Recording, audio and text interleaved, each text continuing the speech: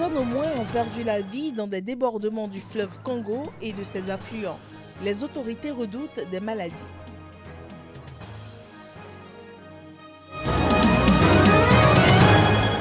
Au moins 6 personnes ont été tuées ce dimanche au décollage d'un petit avion de ligne en RDC. L'appareil s'est écrasé sur un quartier populaire de Goma.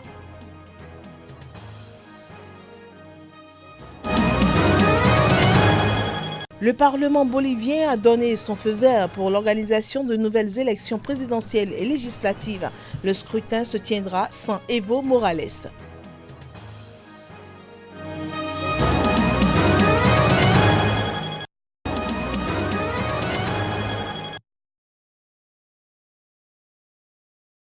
C'est au décollage que l'avion s'est écrasé ce dimanche sur un quartier populaire de Goma dans l'est de la République démocratique du Congo.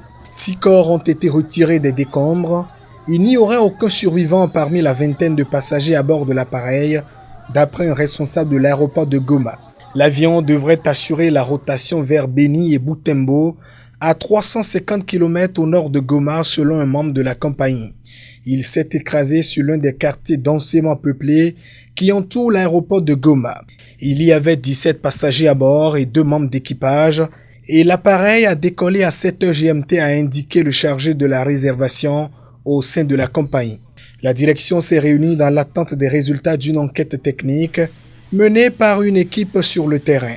La compagnie est récente, elle dispose de 3 appareils pour desservir les zones enclavées de la province de Nord Kivu, de Beni et de Butembo. Le gouverneur du Nord Kivu séjourne à Beni pour tenter de calmer la colère des habitants après les massacres de civils qui ont fait plus de 60 morts en un mois. La piste de l'aéroport de Goma avait été rénovée et prolongée en 2015 après avoir été endommagée en 2002 par l'éruption du volcan Nyiragongo.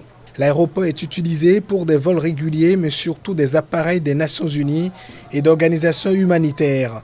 Même en diminution, les accidents d'avion restent un risque en République démocratique du Congo, plus grand pays d'Afrique subsaharienne avec 2,3 millions de kilomètres carrés. Le 10 octobre dernier, un Antonov 72 s'est écrasé dans le centre du pays après avoir décollé de Beni. Il transportait des équipes d'appui logistique au président Félix Tshisekedi, qui rentrait le même jour d'un déplacement dans l'est du pays.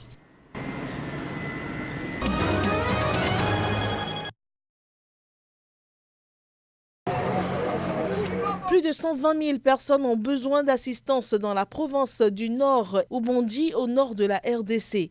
L'ONG chrétienne Caritas Congo a dénombré une dizaine de morts. La Centrafrique, frontalière de la RDC, est également touchée par des pluies et des inondations depuis un mois. En RDC, les eaux sont en train de baisser, mais ce retrait des eaux ouvre la voie à des maladies, des cimetières et des fosses septiques ayant été submergés. Des dizaines de milliers de personnes ont également été sinistrées dans la province voisine du sud Ubangi, également arrosée par la rivière Ubangi entre la RDC et la Centrafrique. Par ailleurs, 25 personnes seraient mortes dans la province de l'Équateur, au nord-ouest frontalière du Congo-Brazzaville. De l'autre côté du fleuve Congo, au moins 50 000 personnes ont été sinistrées et le gouvernement de Brazzaville a décrété jeudi l'état de catastrophe naturelle et d'urgence humanitaire. Vendredi, des habitants ont fait état d'une dizaine de morts au Kasaï, dans le sud-ouest de la RDC, à 185 km au nord de Chikapa.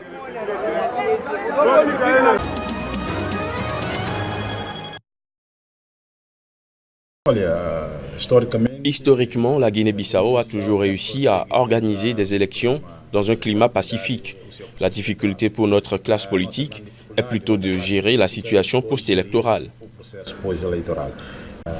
Parmi les 5 candidats principaux qui seraient en position d'accéder à la présidence, en ce moment, l'actuel président José Mario Vaz se présente en mauvaise posture. D'abord, il a fortement contribué à la crise politique actuelle. Ensuite, à partir du moment où il a refusé la nomination de Domingos Simoes Pereira au poste de Premier ministre, il s'est tiré une balle dans le pied puisqu'il a propulsé la candidature de ce dernier à la présidentielle. Pour cela, Domingos Simoes Pereira en plus de sa trajectoire politique propre, est appuyé par un parti qui a une machine électorale très bien rodée, ce qui devrait être déterminant dans l'issue du scrutin.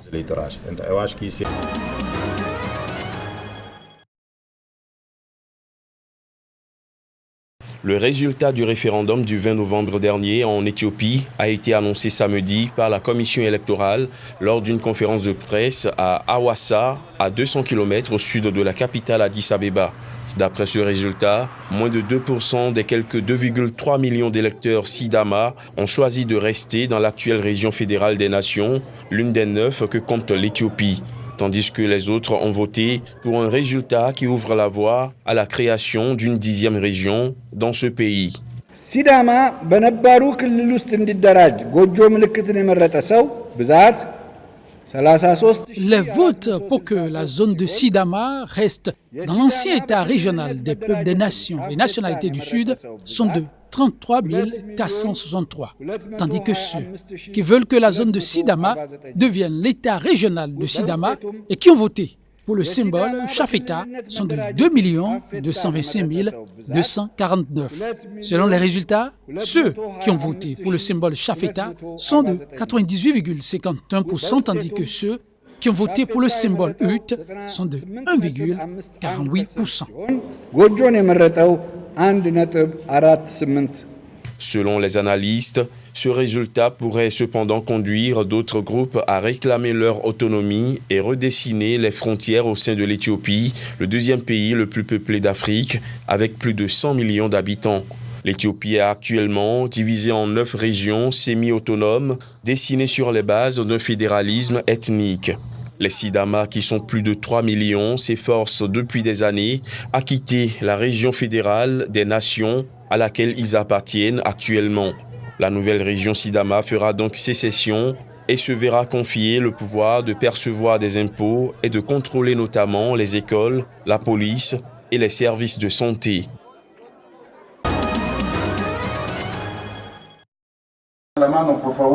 C'est quelques heures après le vote des sénateurs que le projet de loi a été approuvé samedi soir par les députés boliviens. La journée d'aujourd'hui est une date historique. Beaucoup d'entre nous sont soulagés. Beaucoup ont dit que pour la première fois, ils se sont exprimés. Et je pense que c'est le moment où nous commençons tous à parler. Parce que notre pays tout entier s'est engagé dans ce processus du 20 octobre au 10 novembre et qu'il a permis aux citoyens de prendre conscience que les politiciens ne peuvent plus faire ce qu'ils veulent. Pour que le texte ait force de loi, il doit être promulgué par la présidente par intérim, Janine Áñez. Des représentants de la société civile et des travailleurs boliviens ont rencontré la présidente par intérim et son gouvernement pour parvenir à un accord qui rétablirait la paix dans le pays après des semaines de manifestations. Dans le même temps, le gouvernement provisoire a ouvert un dialogue afin de tenter de pacifier la Bolivie. Le texte approuvé par le Parlement prévoit notamment l'annulation du scrutin du 20 octobre, suite auquel Evo Morales s'était autoproclamé vainqueur. Dans le même temps, il interdit à toute personne ayant exercé 2 mandats électifs de suite de se présenter à un 3e, fermant ainsi la porte à une nouvelle candidature d'Evo Morales qui a déjà exercé 3 mandats.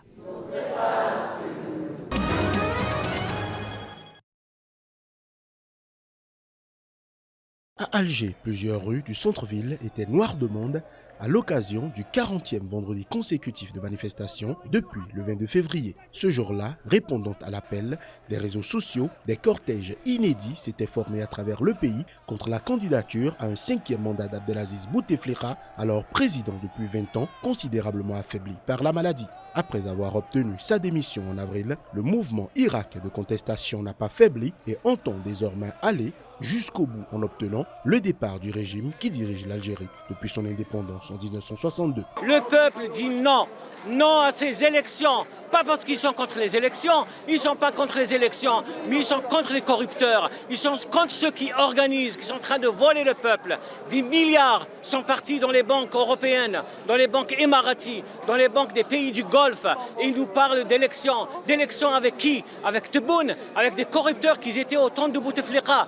Exigeant la mise sur pied d'institutions de transition pour remplacer les autorités actuelles, les contestataires refusent que le pouvoir, incarné depuis le départ de Bouteflika par le général Ahmed Gaïd Salah, chef d'état-major de l'armée, organise le moindre scrutin. Les généraux à la poubelle et l'Algérie obtiendra son indépendance ont également scandé les manifestants, dénonçant la place centrale occupée depuis 1962 par le haut commandement de l'armée dans le mécanisme opaque de décision en Algérie. Ils répondaient aussi de façon cinglante aux propos tenus dans la semaine par le général Gaïd Salah sur l'élan populaire se manifestant par des marches spontanées soutenant l'armée et la tenue de la présidentielle.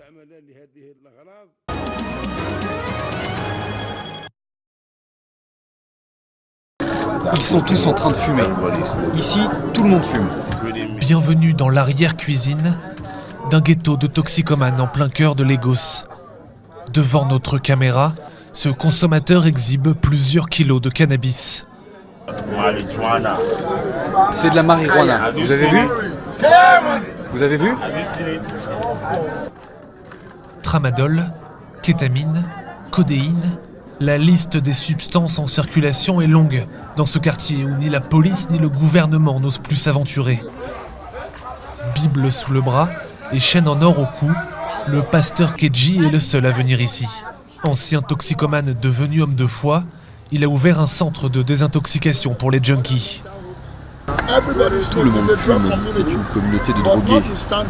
Mais depuis que l'on vit ici, depuis plus de 25 ans maintenant, et depuis qu'on a ouvert notre centre de désintoxication en 2009, nous avons sorti entre 80 et 120 personnes de la communauté. À quelques kilomètres de là, une clinique privée de désintoxication.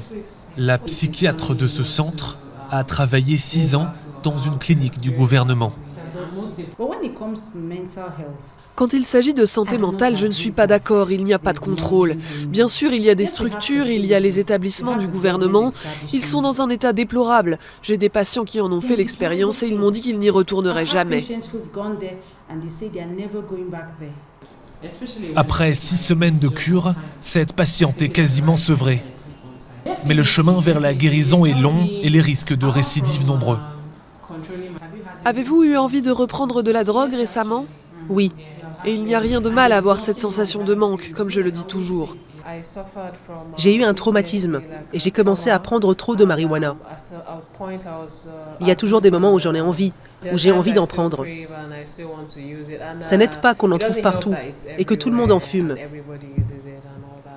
Face à l'augmentation de la consommation, le nombre de psychiatres, lui, reste trop faible. Moins de 300 pour près de 200 millions d'habitants, selon un rapport de Human Rights Watch.